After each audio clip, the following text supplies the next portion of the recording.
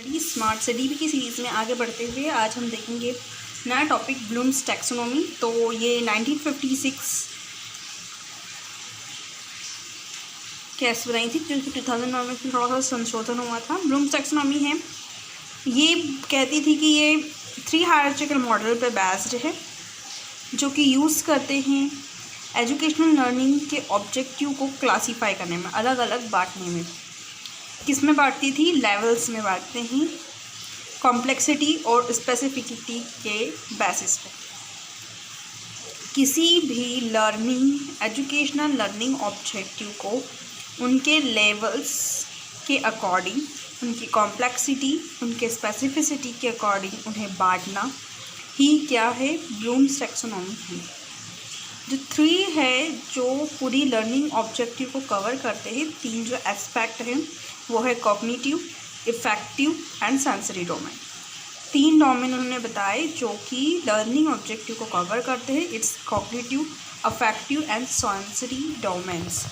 सबसे पहले हम देखेंगे कॉग्निटिव डोमेन। तो ये डेवलप करता है हमारी मेंटल स्किल्स और लैंग्वेज को और नॉलेज को हम कितना एक्विजिट कर सकते हैं, इसे हम कहते हैं हमारा कॉग्निटिव डोमेन। 1956 के तहत evaluation, synthesis, analysis, application, comprehension and knowledge जो है कॉग्निटिव डेवलपमेंट के अंतर्गत लिए गए थे।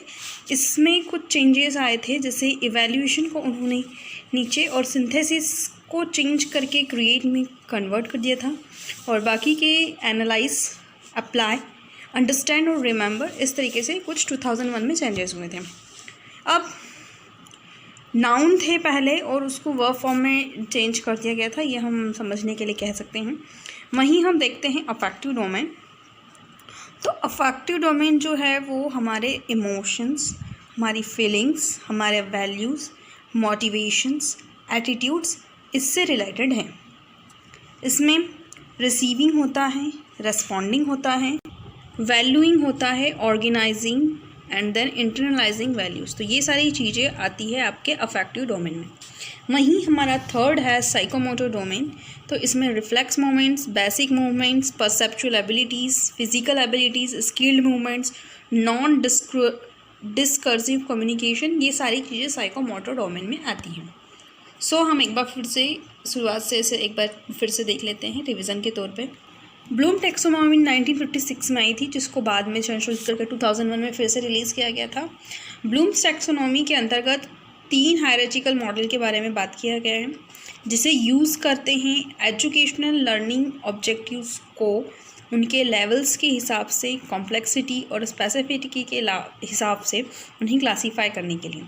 वहीं उन्होंने जो 3 लिस्ट जो उन्होंने दी थी लर्निंग ऑब्जेक्टिव को, जो पूरी तरह से कवर करती है, वो है cognitive, affective and sensory domains. सबसे पहले कॉग्निटिव डेवलपमेंट। तो इसमें हमारा मेंटल स्किल्स का डेवलपमेंट और नॉलेज को हम किस प्रकार से एक्वायर कर सकते हैं वो आता है। 1956 में कुछ नाउन के फॉर्म में हमने चीज़ों को लिया था, जैसे evaluation, synthesis, analysis, application, comprehension and knowledge. वहीं 2001 में इन्हें चेंज करके वर्ब फॉर्म में ले लिया गया था। वहीं पे फर्स्ट पे जो इवोल्यूशन था वो इवैल्यूट चेंज होकर सेकंड पे चला गया था, और जो सिंथेसिस सेकंड पे था वो क्रिएट होके फर्स्ट नंबर पे चला गया था। बाकी के सारे same to same as it is थे। एनालिसिस का एनालाइज हो गया, एप्लीकेशन का अप्लाई, कॉम्प्रिहेंशन का अंडरस्टैंड और नॉलेज का रिमेंबर में चेंज हो गया। वहीं अफेक्टिव डोमेन देखें तो ये हमारे इमोशंस, फीलिंग्स, वैल्यूज़, मोटिवेशन और एटीट्यूड से रिलेटेड हैं। वहीं इसमें रिसीविंग और रेस्पॉन्डिंग जैसी चीज़ें आती हैं, और देखा जाए तो इसमें वैल्यूइंग, ऑर्गेनाइजिंग और इंटरनलाइजिंग वैल्यूज़ की आते हैं। वहीं हम साइकोमोटर जो थर्ड हमारा डोमेन है, इसके बारे में देखिए तो इसमें सभी टाइप के मूवमेंट, एबिलिटीज़, कम्युनिकेशन स्किल, ये सारी चीज़ें आती हैं। मूवमेंट में रिफ्लेक्स और बेसिक दोनों मूवमेंट्स आएंगे। एबिलिटीज़ में परसेप्चुअल और फिजिकल एबिलिटीज़ आएंगी, एंड मूवमेंट में स्किल्ड मूवमेंट भी आएंगे, और कम्युनिकेशन में नॉन डिस्कर्सिव कम्युनिकेशन आएंगे।